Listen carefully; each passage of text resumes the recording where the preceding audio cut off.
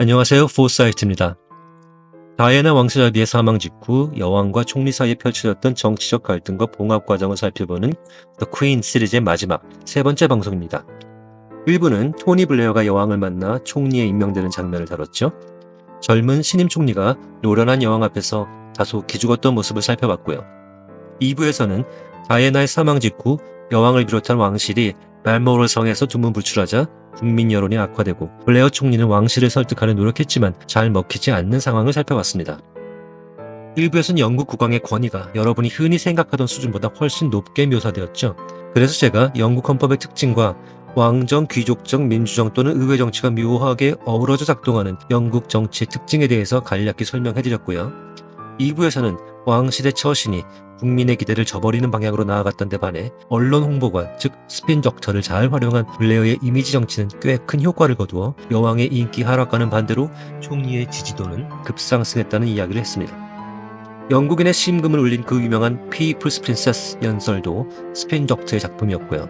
이런 분위기를 제대로 읽지 못하고 현지에서 황당한 시민 인터뷰를 진행한 국내 언론사의 일화도 소개하면서 그 창피함을 잠시 우리 몫으로 만들어 보기도 했습니다. 3부에서는 블레어가 여왕을 설득하여 다이애나의 장례식에 대해 국민이 바라는 바를 결국 거의 다 수용하게 하는 모습을 살펴보겠습니다. 이 부분은 사실 줄거리 자체는 지금 제가 방금 말씀드린 이게 전부라고 할 수 있어요. 이 영화가 훌륭한 작품인 이유는 영국의 국왕, 총리, 국민, 언론 중 그 누구도 압도적인 정치적 우세권을 갖고 있지 않고 오묘한 견제와 균형, 긴장과 갈등, 양보와 타협을 통해 결국엔 1000년 가까이 이어져온 전통 시스템을 또다시 지켜내고 있다는 점을 잘 보여주는 데 있습니다. 2부에서도 등장했던 스핀 덕터들의 수장 앨러스터 캠블은 왕실을 비난하고 총리를 찬양하는 신문기사를 블레어와 동료들에게 보여주면서 그 중에서도 특히 2차 대전을 승리로 이끌 당시의 처칠 이래로 이토록 지지도가 높은 총리는 없었다며 블레어를 칭찬하는 신문기사를 자랑합니다. 하지만 블레어는 여론이 이렇게 극단적으로 흘러가는 것을 경계하기 시작해요. 영화에서는 여왕에 대한 그의 충정심을 가장 큰 요인으로 묘사하지만 실제로는 조금 전에 제가 말씀드린 영국 특유의 전통에 기반한 견제와 균형이 무너지는 것을 두려웠기 때문일 것입니다. 영국 국회는 다른 나라와는 매우 달라서 어떤 이는 브리티시 모델이라고 하며 의회 민주주의 표본이라고 평가하지만 상당수는 브리티시 익셉션이라는 표현에 더 공감하면서 이런 시스템은 유일하게 영국에서만 가능하다고 평가합니다. 일단 영국 국회, 파르라멘트는 양원제죠. House of Lords, 즉 귀족원 또는 상원과 House of Commons, 즉 평민원 또는 하원으로 구성되어 있어요. 기나긴 역사적 맥락은 제가 다른 영상들에서 소개했으니 그걸 참고하시고요. 지금 블레어가 총리가 되어 거의 절대적인 수준인 것처럼 보이는 권력을 휘두르게 된 것은 그가 대표로서 이끄는 노동당이 평민원 의석의 압도적 과반수를 차지했기 때문입니다. 이것에만 성공하면 영국 내에서 총리가 행사하는 권력은 미국 내에서 대통령이 행사하는 권력보다도 강하다고 볼 수 있을 정도로 막강해집니다. 영국에서 양원제를 폐지하고 단원제로 전환하는 것은 거의 불가능한데 가장 중요한 이유는 영국 역사에서 단원제가 실시된 적은 17세기 중반에 국왕을 처형하고 막무가내로 공화정을 시도했던 올리버 크롬웰 시절밖에 없었기 때문이죠. 그래서 단원제는 특정 집단의 독재인 것처럼 인식됩니다. 우리나라 국회도 영국 사람들이 볼 때는 이 부분이 좀 이상할 수는 있어요. 영국사를 전공하는 제 입장에서 봐도 대한민국 국회의 여러 단점이 양원제 채택으로 해결될 수 있을 것 같긴 한데 제가 정치학 전문은 아니니까 이 문제는 넘어갈게요. 여하튼 영국에선 일단 총선에서 압도적인 승리를 거둬 하원을 장악하면 여당 대표인 총리는 자기 당 지도부를 거의 그대로 행정부 지도부로 데려가 장관직에 앉힙니다. 그러고 나서 자기들이 원하는 정책을 추진할 법을 일사천리로 제정합니다. 압도적 과반수니까 야당이 반대도 소용없습니다. 협치? 그런 걸 왜 합니까? 그런 거 하려고 총선에서 이긴 거 아닙니다. 평민원에서 신속히 통과된 법안은 귀족원에 가서 수정을 거치지만 귀족원은 20세기 초에 거부권을 상실한 데다가 특정 정당 성향의 귀족원 의원이 과반수를 차지하지 못하도록 법으로 정해놨어요. 게다가 이제는 중세부터 가문 대대로 자기를 물려받은 부동산 갑부, 세습 자기 귀족만 귀족원에 앉는 게 아니라 정당 대표들이 각계각층 전문가를 국왕에게 추천해서 로드나 레이디라는 명예호칭을 받게 된 당대 자기 귀족들도 함께 귀족원에 앉아 있습니다. 이들은 법안의 세부 내용을 수정만 합니다. 거부할 수는 없어요. 국민이 선출한 평민원의 의지를 신분과 추천에 의해 그 자리에 앉아있는 귀족원이 꺾을 수 없는 거죠. 그런데 만약에 말이죠. 영국에서 왕정이 없어진다고 가정해보세요. 영국은 왜 왕정을 없애지 않느냐고 영국인들에게 물어보면 대부분 관광 수입 얘기 많이 합니다. 왕정 유지를 위한 세금과 왕정 덕분에 벌어들이는 관광 수입을 비교하면 정확한 수치가 어떻게 나오는지는 잘 모르겠지만 그로 인한 국가 브랜드 가치나 고용 효과 등을 고려하면 영국은 왕정을 유지하는 게 경제적으로 나은 게 맞을 겁니다. 하지만 또 다른 측면에 정치적인 문제가 하나 있는데 제가 지금 그걸 말씀드리는 거예요. 영국에서는 역사적인 경험으로 인해 단원제는 상상하기 어렵다고 말씀드렸죠. 전 세계적으로도 양원제가 대세인 상황이고요. 귀족원의 권한이 매우 약하기는 하나 여하튼 영국의 전통 기득권 세력이 조언도 하고 각 분야의 전문가들이 법안을 가다듬어 주니까 총리 입장에서는 나쁠 게 하나도 없죠. 오히려 본인이 추진하는 정책의 법적 근거가 더 확고해지는 효과도 있는 것이고요. 양원제이긴 하지만 미국처럼 입법 분야가 서로 다른 것도 아니고 각 원의 정당 의석 비중에 따라 갈등이 발생할 가능성도 없고요. 이런 괴상한 성격의 입법기관이 여전히 귀족원이라는 이름으로 존재할 수 있는 근본 원인은 법적으로 귀족제가 유지되고 있기 때문이겠죠. 시대착오적이라는 이유로 이 기관을 폐지하는 게 아니라 오히려 평민이 이곳에서 일할 수 있게 하기 위해 귀족 타이틀인 로드나 레이드를 붙여주는 요상한 나라가 영국입니다. 이렇게 누군가에게 자비를 주는 사람이 국왕이기 때문에 귀족 제도는 왕정이 유지되어야만 성립될 수 있는 겁니다. 따라서 총리 입장에선 왕정을 유지해서 귀족제를 존속시키고 약한 권한의 귀족원을 갖는 양원제를 잘 활용해야 권력도 최대한 휘두르면서 민주정을 수호하는 자로서 통치의 정당성을 확보할 수 있는 겁니다. 블레어 총리는 이것을 너무나도 정확하게 이해하고 있었던 것이고요. 여왕도 이를 모를 리가 없었지만 그분은 다이애나도 파파라치를 비롯한 언론의 과도한 관심에 희생됐다고 생각하고 있었고 윌리엄과 해리 왕자를 비롯한 왕실의 일이 다이애나의 죽음을 계기로 또다시 언론에 과다 노출되어 또 다른 피해를 입게 될 것을 두려워했던 겁니다. 영화에서 여왕이 발모럴 성에서 두문 부출했던 것도 두 왕자를 언론에서 격리시켜 숲속에서 사슴 사냥을 즐기는 등 왕실의 일상 속에 품어두고 싶었기 때문이에요. 영화 더 퀸도 이런 여왕의 심정을 아주 잘 묘사하고 있고 배우 헬렌 미렌은 이런 감정 연기를 기가 막히게 잘 해냈던 것이고요.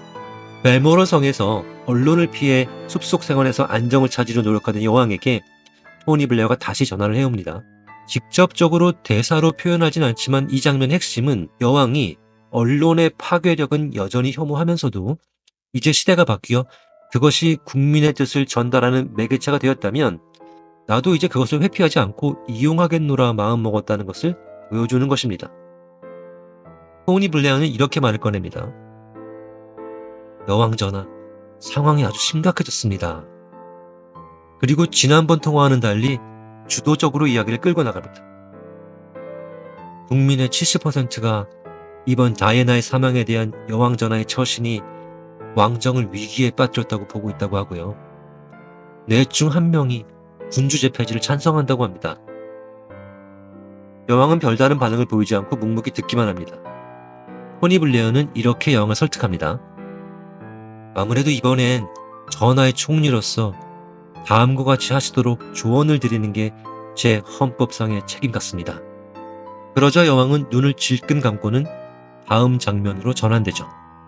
버킹엄궁 앞에 추모 인파를 남편과 함께 둘러보며 시민들의 인사를 받고 한 꼬마에게 꽃을 받는 장면으로 일부에서 여왕이 매우 도도한 모습으로 총리에게 정부에게 조언하고 안내하고 경고하는 것이 국왕의 헌법상 책임이라고 한 수 가르쳤던 장면이 지금 이 장면과 극명한 대비를 이루면서 이제 여왕이 졌고 총리가 승리한 것처럼 보입니다. 하지만 이게 끝이 아니에요. 여왕이 우여곡절 끝에 국민 여론을 이해하고 총리의 설득에 넘어가서 결국 버킹엄 궁으로 돌아와서 추모 물결을 돌아보고 대국민 애도 연설을 하게 되는데 이 모습을 집에서 TV 생중계로 지켜보는 블레어 부부의 모습이 나와요. 여왕이 연설 중에 내 마음으로부터 슬퍼한다. 그 말을 하자 셰리 블레어가 남편에게 마음? 무슨 마음? 마음을 갖기라도 한가? 하며 비아냥댑니다. 그러자 토니 블레어가 아니야, 지금 굉장히 잘하고 계셔 라고 하며 눈을 초롱초롱 뜨고 감격한 모습으로 여왕의 연설을 지켜봅니다. 어떻게 해야 생존하는지를 완벽히 알고 계시잖아. 그러자 셰리 블레어가 아니 며칠 전만 하더라도 피플스 프린세스 어쩌고 하면서 그 잘난 개혁가 행세를 하던 양반이 왜 이리 태도가 바뀌었어요? 그래도 총리는 TV에만 집중하면서 아내의 말을 흘려듣죠. 그러자 약간 토라진 아내는 방을 나가며 이렇게 뼈있는 한마디를 남깁니다. 하긴 아무리 유능한 총리도 여왕을 만나고 오기만 하면 전부 다 멍텅구리가 되어 여왕에게 아첨을 해댔으니 당신이라고 무슨 예외겠어요. 놀랄 일도 아니지.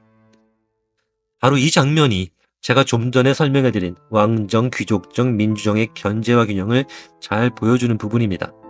총리들이 정말로 멍청해서 여왕에게 아첨을 해낸 것일까요? 엘리자베스 여왕이 정말로 블레어 총리에게 굴복한 것일까요? 유명한 정치학자가 영국의 민주주의에 대해 이렇게 평가한 적이 있습니다. 영국인은 민주주의라는 이념을 받아들인 적이 없고 그게 뭔지도 모른다. 몇 년에 한 번씩 투표권을 행사할 수 있고 자식들이 굶지만 않으면 전통 지배층에게 기꺼이 통치를 맡긴다. 영국은 마치 전화기를 사용하게 됐듯이 민주정을 편의장치로서 사용하게 된 것일 뿐이다. 블레어 총리도 엘리자베스 2세 여왕도 엄청난 신제품의 사용법에 대해 잠시 적응 방법과 시기에 있어서 차이가 났을 뿐 결국에는 영국 정치 시스템을 운영하는 주역으로서 각자의 역할을 잘 수행하게 된 것이죠. 다이애나의 사망은 그 자체로는 비극적인 사건이었지만 영국 정치 역사라는 긴 맥락에서 보면 아주 쓴 보약이 된 셈이었습니다. 여왕의 어머니 퀸 마더의 장례식에 대비해 마련해뒀던 의전을 차용해서 국장에 버금가는 형식으로 다이애나의 장례가 치러졌고 왕실 가족도 모두 참석했어요. 버킹엄궁에는 유니언 잭이 조기로 개양됐죠. 성악가 파바로티와 배우 톰 크루즈 등이 포함된 전 세계 유명 인사들이 장례식에 참석한 실제 영상도 영화에서 제공합니다. 온 국민이 슬퍼하고 점잖지만 가시돋친 다이애나의 남동생 찰스 스펜서의 추모사에는 영국 전역에서 박수 소리가 울려 퍼집니다. 장례식이 끝나고 토니 블레어는 주례 회동을 위해 다시 버킹엄 궁에서 여왕을 아련합니다. 총리로 임명될 당시에 비해서 아주 여유롭고 기세도 등등한 모습입니다. 모든 게 자기 뜻대로 진행되었으니까요. 하지만 여왕도 그때나 지금이나 변함없이 꼿꼿한 자세로 앉아서 블레어를 마주합니다. 여왕을 진심으로 존경하는 블레어가 이렇게 자기 마음을 표현합니다. 왕 전하, 제가 좀 죄송한 마음도 있습니다. 그러자 여왕이 아무렇지도 않은 듯이 응? 뭐가요? 그러자 블레어가 제가 의도한 바는 전혀 아니었습니다만 상황이 상황이었던 만큼 여왕 전하를 제가 조정하려 했다고 느끼실까 봐서. 그러자 여왕이 태연하게 이렇게 말합니다. 그런 일 없었어요. 모든 일이 적절하게 진행된 것뿐이죠. 그리고 이렇게 의미심장한 말을 던집니다. 모든 일은 늘 그렇게 돌아가기 마련이지만 지금 그 자리에서는 어느 날 갑자기 아무런 경고도 없이 훅 내려가게 됩니다. 토니 블레어는 멋쩍은 표정을 짓지만 그 또한 너무나도 맞는 말이었고 자기도 잘 이해하고 있다는 듯 미소를 짓습니다. 그러고 나서 여왕이 오늘 날씨가 좋으니 산책하면서 얘기하자고 하며 총리를 버킹엄궁 정원으로 데려나가면서 영화는 막을 내립니다. 여왕의 댕댕이 웰시 코기 3마리도 까불면서 따라나가 뛰어놀고요. 영화 제목이 여왕이 아니라 총리였다면 내용이나 분위기가 조금 달라졌겠지만 영국 정치의 생존법에는 변화가 없었겠죠. 블레어는 2007년까지 꽤 오래 집권한 후 총리직을 동료에게 넘겨주고 비교적 영예롭게 물러갔고 여왕도 이후 국민의 사랑을 회복하고 천수를 누리다가 역대 최장 재위 기간을 기록하고 돌아가셨죠. 그리고 영화의 배경인 1997년과 현재인 2024년 사이에는 영국이 비록 브렉시트를 겪긴 했지만 정치 시스템은 큰 변화 없이 그대로 지속되고 있고 국왕과 총리의 애증 및 공생 관계도 여전합니다. 다이애나의 사망이 남긴 그늘이 아직도 남아있는지 찰스 3세, 윌리엄 왕세자, 해리 왕자의 삶은 그리 순탄하지만은 않은데요. 하지만 이 역시 영국 왕실이 수도 없이 겪어온 일들의 일부. 아마도 이 시스템은 영국이라는 나라 자체가 사라지지 않는 한 계속될 것 같습니다. 감사합니다. 지금까지 포사이트였고요. 더 흥미로운 영상으로 또 찾아뵙겠습니다.